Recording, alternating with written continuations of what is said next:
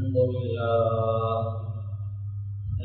لله نحمده ونستعينه ونستغفره ونعوذ بالله من شرور أنفسنا ومن سيئات أعمالنا من يهده الله فلا مضل له ومن يضلله فلا هادي له أشهد أن لا إله إلا الله وحده لا شريك له وأشهد أن سيدنا ونبينا ومولانا محمد اللهم صل على محمد وعلى آل محمد كما صليت على إبراهيم وعلى آل إبراهيم وبارك على محمد وعلى آل محمد كما باركت على إبراهيم وعلى آل إبراهيم في العالمين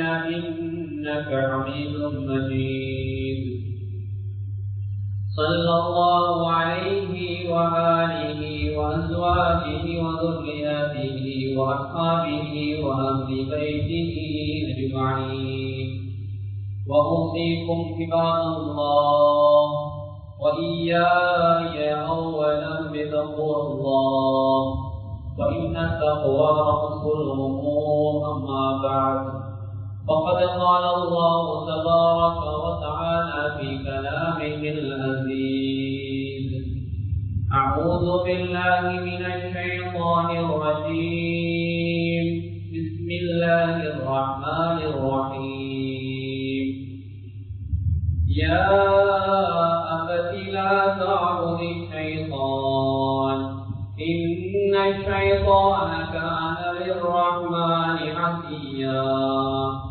يا أبت إني أخاف أن يمسك عذاب من الرحمن فتكون للشيطان وليا كان راغب أنت عن آلهتي يا إبراهيم لئن لم تنتهي لأرجمنك واهجرني مليا صدق الله العظيم. அளவற்ற அருளாளன் நிகரற்ற அன்பாளன் ஏக நாயன் அல்லாஹ் ஒருவனுக்கு புகழ் அனைத்தும் அல்ஹம்துலில்லாஹ். அந்த அல்லாஹ்வை போற்றுகின்றேன், புகழுகின்றேன். அந்த அல்லாஹ்வுடைய உயரிய பெயர்நாமம் கூறி இன்றைய குத்துபா பிரசங்கத்தை ஆரம்ப செய்கிறேன். ஸலாத்தும் ஸலாமும் எம்முயிரில் மேலான கண்மணி நாயகம் முஹம்மது முஸ்தபா ஸல்லல்லாஹு அலைஹி வஸல்லம் அன்னவர் மீதும் அன்னாரின் அடிப்போடுகளை அணுவளவும் பிசகாது தமது வாழ்வை பின்பற்றி வெற்றிகளை கண்ட அருமை சஹாபாக்கள், தாபிஊன்கள், தபஉ தாபிஈன்கள், முஸ்லிமான முஃமினான ஆண்கள் பெண்கள் யாவர் மீதும் அல்லாஹ்வுடைய சாந்தியும் சமாதானமும் நிச்சயம் உண்டாவதாக. எந்த ஒரு நாள் இவ்வுலகம் அழிந்ததற்கு பின்னால் மேலான ஜன்னத்துல் ஃபிர்தௌஸ் கூலியாக கிடைக்கட்டுமாக துஆ செய்கிறேன். அல்லாஹ் கபூல் செய்வானாக.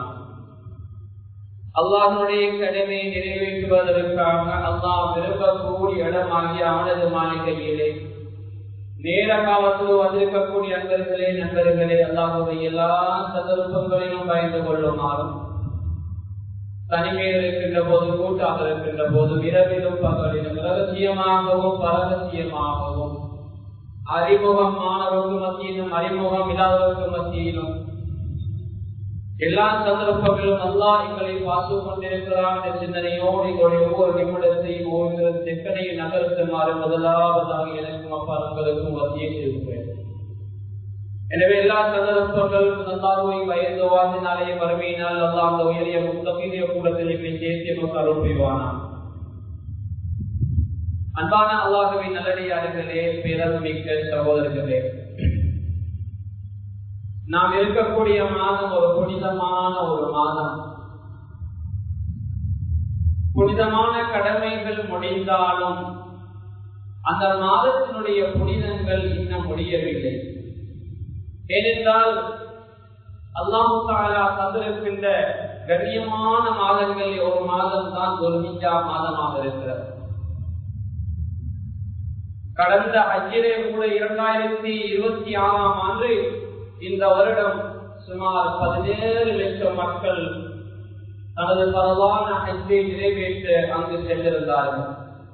அதிலே சுமார் 3500 பேர் இந்த நாட்டிலே இருந்து அங்கே ஹஜ்ஜுடைய கடமையை நிறைவேற்றியிருக்கிறார்கள். பலர் வந்துவிட்டார்கள், இன்னும் சிலர் வர இருக்கிறார்கள். அன்பான அல்லாஹ்வின் நல்லடியார்களே, பேரன்புமிக்க சகோதரர்களே, இந்த ஹஜ்ஜுடைய கடமையிலே மிக முக்கியமான பல பாடங்களை அல்லாஹ் எமக்கு தந்திருக்கிறான். அந்த பாடங்கள் என்னுடைய வாழ்க்கையை முன்னேற்றக்கூடியதாக இருக்க வேண்டும். அந்த 17 லட்சம் மக்களும் இங்கிருந்து உலகத்தில் இருந்து ஹஜ்ஜுக்கு சென்றவர்கள் அங்கே ஒற்றுமையான அந்த கடமைகளை செய்து முடித்தார்கள். அரபாவுடைய மைதானத்தில் இருக்கின்ற போது அங்கே எல்லா மக்களும் ஒற்றுமையாக ஒரே ஆடையோடு லப்பைக் அல்லாஹும்ம லப்பைக் லப்பைக் அல்லாஹும்ம லப்பைக் லா ஷரீக லக் என்ற அந்த தல்பியாவை ஓதி இறைவா உனக்கு முன்னால் ஆஜராகி விட்டேன், இறைவா உனக்கு என்று ஒப்படைத்து விட்டேன் என்ற அந்த தக்பீர் முழக்கத்தோடு அந்த சர்வான கடமையை நிறைவேற்றினார்கள். அன்பான அல்லாஹ்வின் நல்லடியார்களே, அந்த கடமையை நிறைவேற்ற சென்ற இலங்கையிலிருந்து சென்ற ஒரு ஹாஜி ஹஜ்ஜுடைய அந்த கடமையை நிறைவேற்றி முடிப்பதற்கு முன்னதாகவே அங்கு சென்று சில நாட்களிலே அவர் ஷஹீதாக வேண்டிய, அவர் இந்த உலகத்தை விட்டு பிரிய வேண்டிய ஒரு நிலைமை ஏற்படுகிறது. கிழக்கு மாகாணத்திலிருந்து சென்ற ஒருவர் அங்கு சென்று ஹஜ்ஜுடைய கடமையை நிறைவேற்ற முன்னால் இந்த உலகத்திற்கு அவர் பிரியாவினை கொடுக்கிறார். அவருடைய மரண செய்தி குடும்பத்துக்கு எட்டி வைக்கப்படுகின்ற போது குடும்பங்கள் கண்ணீர் மல்கினாலும் ஒரு வகையிலே ஒரு சந்தோஷம். அல்லாஹ்வுடைய ஆலயத்தை தரிசிக்க சென்ற குடும்பத்திலே உள்ளவர்கள் எல்லோரும் பணம் கொடுத்து அந்த ஹஜ்ஜுடைய கடமையை நிறைவேற்ற சென்ற தந்தை தான் அங்கே இருந்திருக்கிறார். தந்தை தந்த நினைவுகள், தந்தைக்காக என்னுடைய கடமைகள் சரியான முறையில் நிறைவேறி தந்தைக்கு அது சரியான ஒரு நல்ல இடத்தில் எல்லாம் மௌத்தை கொடுத்திருக்கலாம் என்று அவர்கள் ஒரு வகையிலே கவலையாக இன்னொரு வகையில் அவர்களை பிரார்த்தித்தார்கள். அன்பானவர்களே, பிள்ளைகள் எல்லோரும் தள்ளி சேர்த்து அந்த தகப்பனை ஹஜ்ஜுக்கு அனுப்பி ஹஜ்ஜுடைய கடமை நிறைவேற்றக்கூடிய பாக்கியம் கிடைக்கவில்லை. அங்கே அவர் மௌத்தாகிறார். கண்ணியமான அல்லாஹ்வின் நல்லடியார்களே, அங்கே இருக்கிற உயர்மட்ட அதிகாரிகள் எல்லாம் மசூரா செய்து என்ன செய்கிறார்கள்? அவர் குடும்பத்தில் இருக்கின்ற ஒருவருக்கு ஹஜ்ஜுடைய கடமைக்காக முழுக்க இலவசமான முறையில் ஒருவரை நாம் அழைத்து இவருடைய இந்த ஹஜ்ஜு கடமைக்காக எல்லா ஏற்பாடுகளையும் பண்ணுவோம் என்று அப்படி அங்கிருந்து அவருடைய குடும்பத்திலே ஒருவரை நாம் அழைப்போம் என்று அங்கே மசூரா செய்து முழுமையாக எல்லா வசதிகளையும் அந்த சவுதி அரசாங்கம் செய்து அவருடைய குடும்பத்திலே ஒரு மூத்த சகோதரரை ஹஜ்ஜுக்காக அழைக்கிறார்கள். தன்னுடைய தந்தைக்கு ஹஜ்ஜுடைய பாக்கியம் கிடைத்தாலும் அதை நிறைவேற்ற கிடைக்கவில்லை. அல்லாஹ் அதற்குரிய கூலியை தருவான். நிச்சயமாக நாளைய மறுமையிலே அல்லாஹ் ஹஜ் செய்தவருடைய பட்டியலிலே அந்த தகப்பனை எழுப்பாற்றுவான். அந்த குடும்பத்திலே ஒருவருக்கு அந்த பாக்கியத்தை அல்லாஹ் கொடுத்து அவர் ஹஜ்ஜுடைய கடமையை நிறைவேற்றி மாஷா அல்லாஹ் அவர் நாட்டுக்கு சென்றிருக்கிறார். கண்ணியமான அல்லாஹ்வின் நல்லடியார்களே, அந்த பெற்றோர் அந்த தகப்பனும் கொடுத்து வைத்தவர்கள் அந்த தகப்பனை ஹஜ்ஜுக்கு அனுப்புவதற்கு தன்னுடைய சொந்த பணங்கள் லட்சக்கணக்கான பணங்களை அள்ளி கொடுத்து அந்த பிள்ளைகளும் குடும்ப உறவுகளும் கொடுத்து வைத்தவர்கள். அப்படியான குடும்பங்களிலே பிறகு கிடைப்பதும் வாழ கிடைப்பதும் அது ஒரு பாக்கியம். கண்ணியமானவர்கள், எனவே நாம் அதற்காக வேண்டிய முயற்சிகளில் ஈடுபடுவோம். இந்த பகுதியில் இருந்து காணிகளை விட்டு ஹஜ்ஜுக்கு சென்றவர்கள் இருக்கிறார்கள். இந்த பகுதிகளிலே மாஷா அல்லாஹ் மாடுகளை விட்டு ஹஜ்ஜுக்கு சென்றவர்கள் இருக்கிறார்கள். தான் வளர்க்கின்ற செல்ல பிராணிகள் ஆடுகளை விட்டு ஹஜ்ஜுக்கு சென்றவர்கள் இருக்கிறார்கள். அல்லாஹ் அவர்கள் செய்கின்ற தொழிலின் பறக்கத்தால் அதனால் எடுக்கின்ற அந்த லாபத்தினோட ஹஜ்ஜு கடமையை நிறைவேற்றியவர்கள் இருக்கிறார்கள். அன்பான அல்லாஹ்வின் நல்லடியார்களே, அதற்காக வேண்டிய முயற்சிகளை நாம் மேற்கொள்வோம். எனக்கு ஒரு தெரிந்த நண்பர் இந்த வருடம் ஹஜ்ஜுடைய கடமையை நிறைவேற்ற சென்றிருந்தார். 10 வருடங்களால் ஹஜ்ஜுக்கு செல்ல வேண்டும் என்ற நியத்திலே கொஞ்சம் கொஞ்சம் பணம் சேர்த்து கண்ணியமானவர்களே சுமார் 15 லட்சத்துக்கு மேற்பட்ட ஒரு தொகையை சேர்த்தார். இந்த தகவலை அந்த நிர்வாகத்தினை அவர் தெரிவிக்கின்ற போது நிர்வாகிகள் சொன்னார்கள், மீதமுள்ள தொகையை நாங்கள் போட்டு உங்களை ஹஜ்ஜுக்கு அழைத்து செல்கிறோம் என்று. அந்த நிர்வாகிகள் ஒன்றிணைந்து என்ன செய்தார்கள்? அவர்கள் அந்த ஹஜரத்தை பள்ளி இமாமை ஹஜ்ஜுக்கு அழைத்து சென்றார்கள். கண்ணியமானவர்களே, அல்லாஹ் அந்த மனிதனுக்கு அவருடைய முயற்சியை வீணாக்கவில்லை. அடுத்த வருடம் அவர் இருக்க மாட்டார் தெரியாது. ஆனால் அல்லாஹ் அவருடைய 10 வருட முயற்சிகளை வீணாக்கவில்லை. எனவே நானும் நீங்கள் எவ்வளவு விடயங்களுக்கு முயற்சி பண்ணுகின்றோம். குர்பானிக்காக உண்டியல் செய்து வைத்திருக்கிறோம், பள்ளிகளுக்காக உண்டியல் செய்து பணங்களை போடுகின்றோம், இதர நன்கொடை கர்மங்களுக்காக எவ்வளவோ பணங்களை அள்ளிக் கொடுக்கிறோம். எனவே அல்லாஹ் தந்திருக்கு இந்த 50 கடமைகளை மிக முக்கியமான ஒரு கடமை, இந்த ஹஜ்ஜுடைய கடமைக்காக நாம் ஏற்பாடுகளை பண்ணிக்கொள்ள வேண்டும். கண்ணியமானவர்களே, அது என்ன அவ்வளவு முக்கியமான விடயம் ஹஜ்ஜில் இருக்கிறது? ஒவ்வொருவரும் கொஞ்சம் யோசித்து பாருங்க. கண்ணியமானவர்கள், அந்த இடத்துக்கு போக கிடைப்பது என்பதே ஒரு பாக்கியம். ஹஜ்ரத் இப்ராஹிம் அலைஹிஸ்ஸலாமுடைய தியாகங்கள் ஒன்றுவர்களே கண்ணியமானவர்களே. ஹஜ்ரத் இப்ராஹிம் அலைஹிஸ்ஸலாம் அவருடைய குடும்பத்தை நினைவுபடுத்துவதற்காக நாம் அங்கே செல்கின்றோம். ஹஜ்ரத் ஸல்லல்லாஹு அலைஹி வஸல்லம் அவர்களை நினைவுபடுத்துவதற்காக அங்கே செல்கின்றோம். அங்கே சென்றவர்கள் தண்ணீர் வடிக்காமல் வந்தது கிடையாது. ஒரு மாதம் அங்கே இருந்தாலும், ஒரு மாதம் முடிந்துவிட்டு திரும்புகின்ற போது கூட அவர்களுக்கு என்ன வரும்? நான் நாட்டுக்கு செல்லாமல் அங்கே இருக்க வேண்டும் என்ற எண்ணம். கண்ணியமானவர்கள், அப்படி யாருக்குத்தான் பயணங்கள் செல்லுகின்ற போது இருக்க முடியும்? நாம் ஒரு பயணம் சென்றால் எப்போது வீட்டுக்கு திரும்பவும் என்ற யோசனையில் தான் இருப்போம். ஆனால் அல்லாஹ் மக்கா மதீனா அந்த புனிதமான நகரங்களிலே அல்லாஹ் அப்போது ஈர்ப்பு சக்தியை வைத்திருக்கிறான்.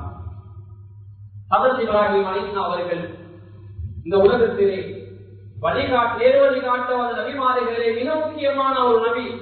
ஹஜ்ரத் இப்ராஹிம் அலைஹிஸ்ஸலாம் அவர்களை அபுல் அன்பியா, நபிமார்களின் தந்தை என்று அழைப்பார்கள்.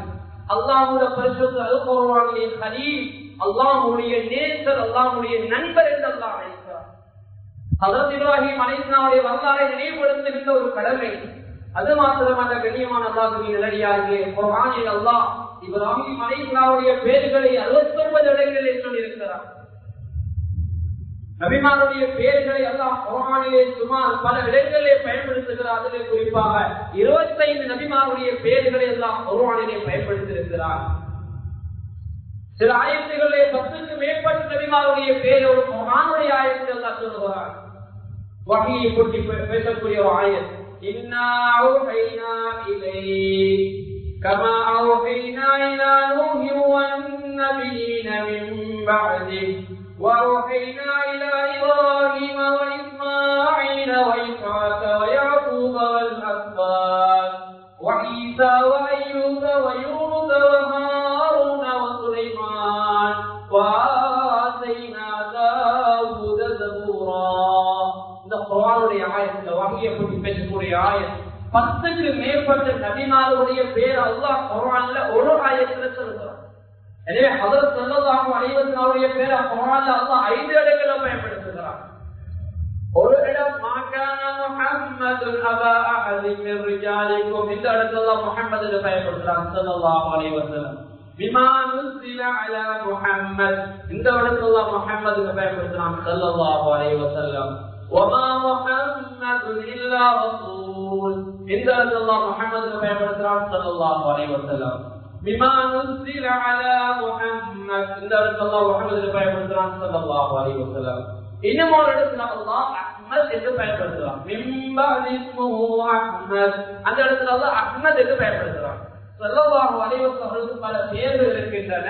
அதிலே மிக முக்கியமான 5 பெயர்களை, அதாவது 5 இடத்துல 2 பெயர்கள் எல்லாம் குர்ஆன்ல சொல்றாங்க.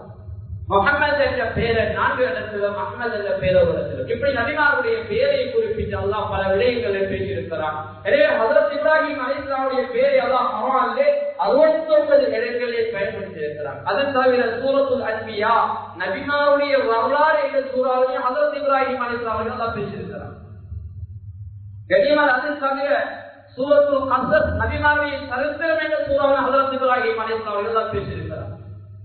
அது தவிர கண்ணியமான சூரா இப்ராஹிம் என்ற சூறாவை குர்ஆனில் அல்லாஹ் வைத்திருக்கிறார். 52 ஆயத்துகளை கொண்ட ஒரு சூரா. அந்த சூறாவில் முழுக்க அல்லாஹ் இப்ராஹிம் அலைஹிஸ்ஸலாம் அவர்களை அல்லாஹ் பேசுகிறார்.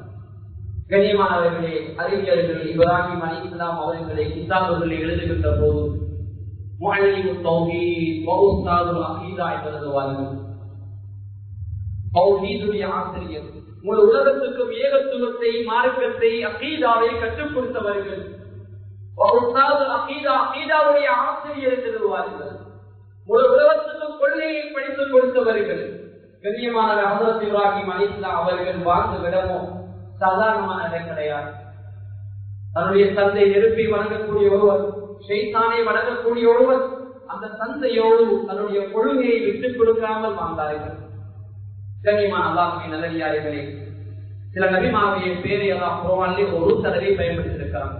சில நபிமாவுடைய பேரை 2 தடவை, இன்னும் சில நபிமாவுடைய பேரை 5 தடவை, இப்படி பல தடவைகள் பயன்படுத்தியிருக்கிறார். ஹஜ்ரத் ஸல்லல்லாஹு அலைஹி வஸல்லம் பேரை குர்ஆனில் அல்லாஹ் பயன்படுத்தியிருப்பதை போல ஹஜ்ரத் இப்ராஹிம் அலைஹிஸ்ஸலாமுடைய பேரை 69 தடவைகள் அல்லாஹ் பயன்படுத்தியிருக்கிறார். அது தவிர ஹஜ்ரத் இப்ராஹிம் அலைஹிஸ்ஸலாம் அவருடைய தந்தை யார், அவருடைய பெயர் என்ன, அவர் எதை, அவருடைய கொள்கை என்ன, அவர் எதை வணங்கக்கூடியவர் என்பதையும் அல்லாஹ் குர்ஆனில் பேசியிருக்கிறார். ஹஜ்ரத் இப்ராஹிம் அலைஹிஸ்ஸலாமுடைய குழந்தைகளையும் அல்லாஹ் குர்ஆனில் பேசியிருக்கிறார். ஹஜ்ரத் இப்ராஹிம் அலைஹிஸ்ஸலாமுடைய வரலாறுகள், அவர் இருந்த இடங்களையும் அல்லாஹ் குர்ஆனில் நிறையவே பேசியிருக்கிறார். கண்ணியமான அல்லாஹ்வின் நல்லடியார்களே, ஹஜ்ரத் இப்ராஹிம் அலைஹிஸ்ஸலாமுக்கு வந்த ஏராளமான சோதனைகள், அந்த எல்லா சோதனைகளையும் சாதனையாக ஆக்கி முடித்தார். சுப்ஹானல்லாஹ். அவர்கள் கொடுத்த சோதனைகள் அறிஞர்கள் வகைப்படுத்துகின்ற போது மிக முக்கியமாக 4 வகைக்குள்ளே உள்ளடக்குவார்கள். ஒன்று அவருடைய உடம்புக்கு வந்த சோதனை, இன்னொன்று அவருடைய உள்ளத்துக்கு வந்த சோதனை, இன்னொன்று அவருடைய முழு செல்வத்துக்கு வந்த சோதனை, இன்னொன்று அவருடைய குழந்தைக்கு வந்த சோதனை. இந்த 4 வகை சோதனைகளிலும் அவர்கள் வெற்றி பெற்றார்கள். ஒரு இடத்துல சொல்வார்,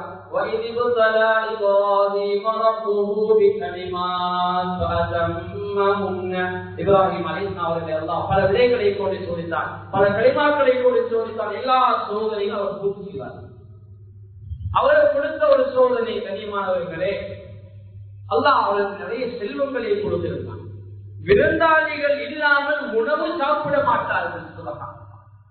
அதனால் தான் அவருடைய அந்த நினைவை நினைவுபடுத்தும் முகமாக ஹஜ்ஜுடைய அந்த பெருநாளை உறுதியாவை நாங்கள் மேம்படுத்துகின்றோம். சுன்னா முஅக்கதா அன்னை இபாதத்தை செய்கிறோம். இவர் சொல்வார்கள், அதற்கு வேறு வேறு நன்மையான காரியங்கள் தர்மம் கொடுத்தார்கள்.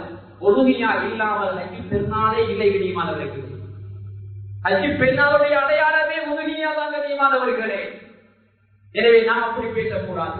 அல்லாஹ் ஒரு கடமையை தந்திருக்கிறான். அந்த கடமைகளை இந்த காலத்திலே நாங்கள் செய்ய வேண்டும் என்று அந்த துல்ஹிஜ்ஜா மாதத்தினுடைய முதலாவது நாள் அய்யாமுத் தஷ்ரீக் 3வது பிறை வரைக்கும் அந்த துல்ஹிஜ்ஜா மாதம் அந்த 13ஆம் பிறையோடு அந்த கடமை நிறைவேற்றி முடிகிறது. அது தவிர ஏனைய காலங்கள் அந்த உறுதியாவுடைய கடமை நிறைவேற்ற முடியாது. கண்ணியமானவர்கள், எல்லா கடமைகளும் தான் நிறைய தத்துவங்களை பாடங்களை தந்திருப்பதை போல ஹஜ்ரத் இப்ராஹிம் அலைஹிஸ்ஸலாமுடைய வரலாறு மிக முக்கியமானது. எனவே அல்லாஹ் நிறைய செல்வத்தை கொடுத்தான். அந்த செல்வத்தை கொண்டு விருந்தாளிகளை சந்தோஷப்படுத்தினார்கள். ஒரு கட்டத்தில் அல்லாஹ் குர்ஆனில் சொல்கிறான், அல் அஸாக ஹதீஸு லைபி இப்ராஹீம் அல் முக்ரமீன். ஹஜ்ரத் இப்ராஹிம் அலைஹிஸ்ஸலாம் விருந்தாளிகளை கவனித்த செய்தி நாயகம் உங்களுக்கு வரலையா நடக்கிறார். அல்லாஹ் ஒரு செல்வத்தையே கொடுத்தார். ஒரு செல்வத்தையும் அல்லாஹ்வுக்காக கொடுக்காமல் வந்தார். அந்த சோதனைகள் பெற்று வைக்கிறார்கள். அல்லாஹ் உடம்பை கொடுத்தான். இந்த உடம்பையும் அல்லாஹ்வுக்காக கொடுக்க வருகிறார்கள். நம்மூது மன்னன் வருடக்கணக்கிலே மூட்டிய நெருப்பிலே கை காலையெல்லாம் கட்டி போடுகிறார். அந்த சந்தர்ப்பத்திலும் அல்லாஹ் எனக்கு போதுமானவன். கண்ணியமானவர்களே, அல்லாஹ்விடத்திலே தன்னுடைய முழு பொறுப்பையும் ஒப்படைத்தார்கள். கண்ணியமானவர்களே, அல்லாஹ் தஆலா இந்த உலகத்திலே ஒரு நிர்வாக கட்டமைப்பை வைத்திருக்கிறான். மலாயிக்காமார்களை கொண்டு அந்த நிர்வாக கட்டமைப்பை அல்லாஹ் செய்து கொண்டிருக்கிறான். ஆனால் அல்லாஹ் அந்த மலாயிக்காமார் இல்லாமலும் இந்த உலகத்தை வழிநடத்த சக்தி உள்ளவன். அல்லாஹ் நாடுவதை செய்யக்கூடியவன். என்ற வார்த்தையை கொண்டு அல்லாஹ் எல்லாவற்றையும் செய்யக்கூடிய சக்தி உள்ளவன். ஆனால் ஹஜ்ரத் இப்ராஹிம் அலைஹிஸ்ஸலாம் அவர்கள் நெருப்பிலே போடுகின்ற போது நெருப்புக்கு பொறுப்பான வானவரிடத்திலே அதை சொல்லாமல் அல்லாஹ் நேரடியாக நெருப்போடு பேசுகிறார். அல்லாஹ் படைத்த நெருப்பு அல்லவா? அல்லாஹ் ஏவினால் தான் அந்த நெருப்பு பத்த வேண்டும். அல்லாஹ் ஏவினால் அந்த நெருப்பு குளிரை கொடுக்கும். அல்லாஹ் சொல்கிறார், குல்னா யா நாருனி பர்தவ ஸலாமன் அலா இப்ராஹீம். நெருப்பே, இப்ராஹிம் மீது குளிரை, அதாவது நீ சூட்டை கொடுக்க கூடாது, குளிரையும் கொடுக்க கூடாது, சாந்தமான ஒரு நிலைமை, இடைப்பட்ட ஒரு நிலைமையை கொடுப்பாயா? அப்படி அந்த நெருப்பு மாறியது. அறிஞர்கள் எழுதுகின்றார்கள், தப்சீருடைய அறிஞர்கள், ஹஜ்ரத் இப்ராஹிம் அலைஹிஸ்ஸலாம் கட்டப்பட்ட கயிறுகள் சாம்பலாகின. ஆனால் அந்த கயிறோடு ஒட்டியிருந்த ரோமங்கள், தலை முடிகள் அப்படியே பத்தாமல் அப்படியே பாதுகாப்பாக இருந்ததாக இருக்கிறார். இதுதான் அல்லாஹ்வுடைய உதவி. கண்ணியமானவர்களே, எனவே அந்த உடம்புக்கு வந்த சோதனையும் அவர்கள் வெற்றி பெறுகிறார்கள்.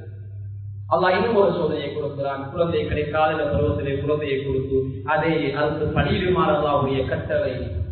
அந்த குழந்தையும் அல்லாஹ்வின் கட்டளைக்கு வழிபட்டு அந்த குழந்தையை சொல்கிறது, யா அபதி ஃபஅல் மா துமர் தஜிதுனி இன்ஷா அல்லாஹு மினஸ் ஸாபிரீன். அல்லாஹ்வுடைய கட்டளை, அல்லாஹ்வுடைய கட்டளையா நீங்கள் கனவு கண்டீர்கள், அதை நிறைவேற்றுங்கள். கண்ணியமானவர்களே, மலாயிக்காமார்கள் கண்ணியமானவர்களே, அல்லாஹ் தஆலா அந்த கனவின் மூலமாக பல விடயங்களை அவர்களுக்கு அங்கே சொல்லிக் கொடுக்கிறான். நபிமார்கள் காணுகின்ற கனவெல்லாம் வஹி, நபிமார்கள் காணுகின்ற கனவெல்லாம் அது உண்மை. நபிமார்கள் காணுகின்ற கனவை செயற்படுத்தலாம், ஆனால் மனிதர்களாகிய நாங்கள் காணுகின்ற கனவுகள் வகை கிடையாது. அதனை பொய்கள் கலந்திருக்கலாம். அதில் சில வேளை நமக்கு ஷைத்தானுடைய தோற்றங்கள் வரலாம். கண்ணியமானவர்களே, அப்படியெல்லாம் நபிமார்கள் காணக்கூடிய வகையிலே கனவி ஹஜ்ரத் இப்ராஹிம் அலைஹிஸ்ஸலாம் அவர்கள் கண்ட கனவை அங்கே உண்மைப்படுத்துகிறார்கள். அல்லாஹ் அந்த குழந்தை இப்ராஹிம் அலைஹிஸ்ஸலாம் அவர்கள் தன்னுடைய கரத்தால் அறுக்கப்படவில்லை. அல்லாஹ் தஆலா சுவர்க்கத்திலே ஒரு ஆட்டை கொடுத்தான். அல்லாஹ் தஆலா அந்த கடமையை அவர்கள் நிறைவேற்றுகின்ற போது அந்த சோதனையிலும் அவர்கள் வெற்றி பெறுகிறார்கள். இன்னும் ஒரு சோதனை அல்லாஹ் கொடுத்தார். அவருடைய உள்ளத்திலே யார் இருக்கிறார், உள்ளத்தையும் சோதித்து பார்ப்போம். அந்த சோதனையும் அவர் வெற்றி பெறுகிறார்கள். இது இப்ராஹிம் அலைஹிஸ்ஸலாம் அல்லாஹ்விடத்திலே வருகின்ற போது கல்புன் சலீம், ஈடேற்றமான உள்ளமுடையவராக வந்தார். அல்லாஹ் குர்ஆனிலே பல இடங்களிலே பேசியிருக்கிறார். ஈடேற்றமான உள்ளம் தான். இன்னொரு இடத்துல சொல்றான், யௌம லா யன்ஃபஉ மாலு வலா பனூன் இல்லா மன் அத்தல்லாஹ பிகல்பின் சலீம். இந்த இடத்துல மத கல்பு சலீம் பேசுறான். நாளைய கியாமத்துடைய நாள் பிள்ளைகளால் எங்களுடைய சொத்து செல்வங்களால் ஒன்றுமே செய்ய முடியாத நாள். கண்ணியமானவர்கள், அந்த நாள் அல்லாஹ்வுடைய ஆட்சி இருக்கும். இந்த உலகத்தில் அல்லாஹ் அண்ணி தந்த மூச்சுகள் முடிந்து விட்டால், அல்லாஹ் எங்களுக்கு போன்ற ஆகாரம் ரிஸ்க் முடிந்து விட்டால் இந்த உலகத்தை விட்டு பிரிந்து விடுவோம். அதற்கு பின்னால் மறுமையிலே அல்லாஹ்வுடைய ஆட்சி. அல்லாஹ்வுடைய நீதிமன்றத்துக்கு மேலே நீதிமன்றம் ஒன்று கிடையாது. அல்லாஹ் கொடுத்த தீர்ப்பை நாம் ஏற்றுக்கொண்டே ஆக வேண்டும். கண்ணியமானவர்களே, அந்த நாளைய கியாமத்துடைய நாளையே அல்லாஹ் கல்புன் சலீம், ஈடேற்றமான உள்ளங்களுக்கு தான் அல்லாஹ்விடத்திலே விமோசனம் வெற்றி, அதுதான் சுவர்க்கத்தை அடைகின்ற உள்ளமிடம் தான் குர்ஆனிலே பேசுகிறார். எனவே ஹஜ்ரத் இப்ராஹிம் அலைஹிஸ்ஸலாம் அவர்கள் வருகின்ற போது அந்த கல்புன் சலீமாக இருந்தார் என்ற விஷயத்தை எல்லாம் சொல்லி காட்டுகிறார். எனவே இந்த 4 வகை சோதனையை வெற்றி பெறுகிறார்கள். ஒன்று செல்வமா அல்லாஹ்வுக்காக, குலத்தையா அல்லாஹ்வுக்காக, தன்னுடைய உடம்புமா அல்லாஹ்வுக்காக, தன்னுடைய உள்ளமா அதுவும் அல்லாஹ்வுக்காக. இந்த எல்லா சோதனைகளுக்கும் பின்னால் தான் அல்லாஹ் தஆலா இப்ராஹிம் அலைஹிஸ்ஸலாம் அவர்களை அல்லாஹ்வுடைய நேசராக அல்லாஹ் தெரிவிக்கிறார். வத்தகல்லாஹு இப்ராஹீம கலீலா. இப்ராஹிம் அலைஹிஸ்ஸலாம் அவர்களை அல்லாஹ்வுடைய நேசராக கபூல் செய்தார். அல்லாஹ் நேசராக எடுத்துக்கொண்டான் என்று சொல்லி காட்டுகிறார். இன்னும் ஒரு இடத்துல அல்லாஹ் சொல்கிறார், ما كان إبراهيم يهوديا ولا نصرانيا ولكن كان حنيفا مسلما وما كان من المشركين. ஹஜ்ரத் இப்ராஹிம் அலைஹிஸ்ஸலாம் அவர்கள் ஒரு யஹூதியாகவோ நஸ்ரானியாகவோ மாறாக அல்லாஹ்வுக்கு முற்றிலும் கட்டுப்பட்ட ஒரு முஸ்லிமாக இருந்தார். அவர் ஒரு முஷ்ரிக்காக இருக்கவில்லை என்று குர்ஆனிலே அடித்து பேசுகிறார், உறுதிப்பட பேசுகிறார். கண்ணியமான ஹஜ்ரத் இப்ராஹிம் அலைஹிஸ்ஸலாம் அவர்கள் ஒரு கட்டத்திலே தன்னுடைய தந்தையோடு வாழ்ந்து கொண்டிருக்கிறார்கள். தன்னுடைய தந்தையோடு நெருப்பை வணங்கக்கூடியவர், ஷைத்தானை வணங்கக்கூடியவர். பொதுவாக ஒரு உபதேசம் இருக்கிறது, பெற்றோர்கள் தான் பிள்ளைகளுக்கு உபதேசம் பண்ணுவார்கள், வயதிலே மூத்தவர்கள் தான் சிறியவர்களுக்கு உபதேசம் பண்ணுவார்கள். ஆனால் குர்ஆன் ஒரு உபதேசத்தை சொல்கிறது, எல்லோரும் கவனம் கொடுத்து இருக்கு. ஹஜ்ரத் இப்ராஹிம் அலைஹிஸ்ஸலாம் அவர்கள் தன்னுடைய தந்தை, தன்னை விட பல வயதிலே மூத்த தன்னுடைய தந்தைக்கு உபதேசம் பண்ணுகிறார்கள். அதையும் குர்ஆன் சொல்லி காட்டுகிறது. யா அபதி லா தஅபுதி ஷைத்தான் இன்ன ஷைத்தான கான லிர்ரஹ்மானி அஸியா. என் அருமை தந்தையே, நீங்க ஷைத்தானை வணங்கவான வாப்பா. தன்னுடைய வாப்பாவுக்கு சொல்றார், அருமை தந்தையை ஷைத்தானை வணங்கவானாம். ஷைத்தான் படைத்த ரப்புக்கு மாறு செய்யக்கூடியவன் தந்தையே வாப்பா என்று சொல்லி காட்டுகிறார். தொடர்ந்து அந்த பிள்ளை வாப்பாக்கு உபதேசப்படுகிறது. யா அபதி இன்னி அகாஃப் அய்யமஸக அஸாபும் மினர் ரஹ்மானி ஃபதகூன லிஷைத்தானி வலியா. என் அருமை தந்தை, நீங்க ஷைத்தானை வணங்கினா அல்லாஹ்வுடைய அஸாப் உங்களை பிடித்துக் கொள்ளும். இந்த பிள்ளையால் அதை தாங்கலாம். பாப்பா என்னுடைய கொள்கையில இல்லாட்டியும் தந்தை போன்று நடப்பது இந்த மகனால பொறுக்க இயலா. பயான் பண்ணுகிறார், உபதேசப்படுகிறார். கண்ணியமானவர்களை, தாய் தகப்பன் மனித வருகின்ற பொழுது குழந்தைகள் சும்மா இருக்கக்கூடாது. அவர்களுக்கு ஒரு பொறுப்பு இருக்கிறது. கண்ணியமான அந்த பொறுப்பை அவர்கள் செய்ய வேண்டும். அந்த இப்ராஹிம் அலைஹிஸ்ஸலாமுடைய தந்தை அவர்கள் பேச ஆரம்பிக்கிறார்.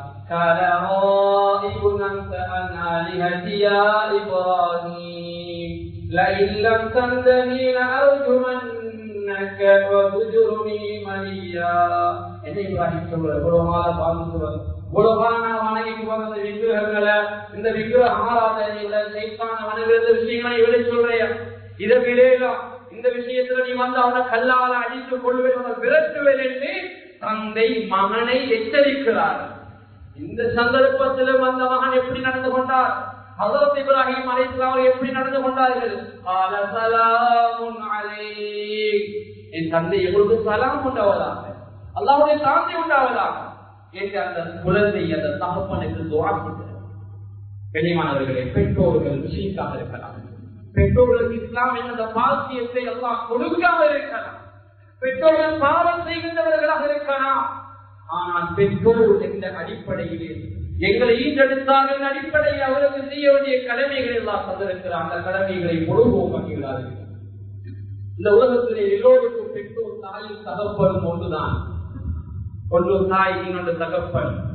தாயும் தகப்பனும் இல்லாவிட்டால் வரக்கூடியவர்கள் சாட்சி அல்லது சாட்சா. தாயிடத்திலே இருந்த அன்பு சாட்சியிடத்திலே இருக்காது. தகப்பனிடத்திலே இருந்த அன்பு அந்த சாட்சாவிடத்திலே இருக்காது.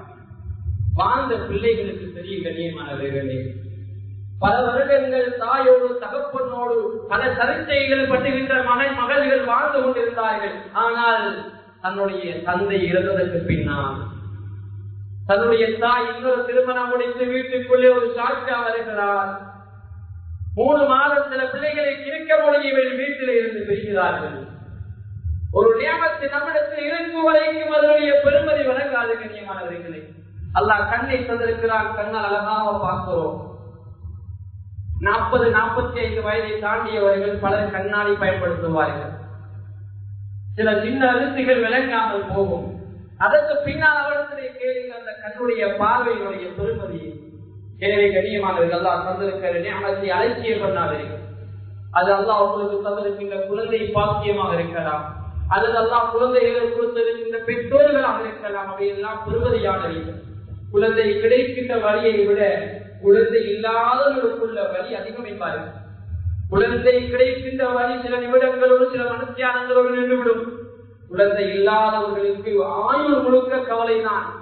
ஒருவர் திருமணம் முடித்து 10 வருடம் 20 வருடம் குழந்தையெல்லாம் கொடுத்து அவர்கள் பண்ணாத செலவில்லை, கொடுக்காத தர்மம் இல்லை, கெஞ்சாத துவாங்களை எல்லாம் செய்திருக்கிறார். அல்லாத பாக்கியத்தை கொடுக்கிறது. எனவே கண்ணியமானவர்களே, நபிமார்கள் செஞ்சு அல்லாஹ்விடத்திலே கேட்டுக்கொண்ட ஒரு பாக்கியம் தான் குழந்தை பாக்கியம். எனவே பிள்ளைகளுடைய அந்த நியமத்தை விலகி அவர்கள் செய்ய வேண்டிய கடமைகளை பொறுப்போக்கு காட்டிவிடார்கள். அவர்களுக்கு நேர்வழியை காட்டிக் கொள்ளுங்கள். குழந்தைகளும் தன்னுடைய தாய் தாப்பர் வாழுகின்ற போது அவர்கள் ஏதாவது முன்னப்பின் நடந்தால் மனிதனின் அடிப்படையில் யாராவது முன்னப்பின் நடக்கும். சில பாவங்களை விலக்கூடும்.